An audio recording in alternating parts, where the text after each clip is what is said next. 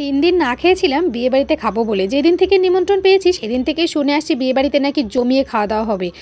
স্টার্টারের আইটেমের থেকে শুরু করে মেন কোর্সে নাকি দারুণ মজার মজার খাবার রয়েছে। ফাইনালি সেই দিনটা এসে গেছে আর আমরা রেডি হয়ে চলে গেলাম বিয়েবাড়িতে। বরমশাই তো সেই খুশি, একটু নেচে নিল। যাই হোক, বিয়েবাড়িতে প্রচুর ভিড়, তাই কোনো দিকে না তাকিয়ে অ্যাটাক করেছি ফুচকার স্টলে। আর ফুচকাটা ছিল দারুণ, কারণ টকটক ঝালঝাল ফুচকাটা দারুণ লেগেছে। বরমশাই তো সেই মজা করে খেয়েছে। তারপর আমার কাছে চলে এসে আমিও মজা করে ফুচকাটা খেয়ে নিলাম। তারপর তো যেতেই হবে নতুন বউয়ের কাছে, কারণ নতুন বউকে প্রেজেন্টেশনটা দিতেই হবে। আর নতুন বউকে দেখার পরে আবার আমরা সেখান থেকে চলে এসেছি কফি আর পকোড়ার ওইখানে। আর অনেক ভিড় সামলে চিকেন পকোড়াগুলো নিয়ে এসেছি। গরম গরম পকোড়াগুলো ছিল দারুণ, তার সঙ্গে কফি, ওফ, ব্যাপারটা জমে গেছে। আরও ছিল আইসক্রিমের স্টল, কিন্তু সেই ভিডিওটা তোমাদের দেখাতে পারবো না। আর আগামীকাল আসতে চলেছে মেন কোর্সের আইটেম, সেটা দেখার অবশ্যই আমন্ত্রণ রইল। তার আগে চ্যানেলটিকে সাবস্ক্রাইব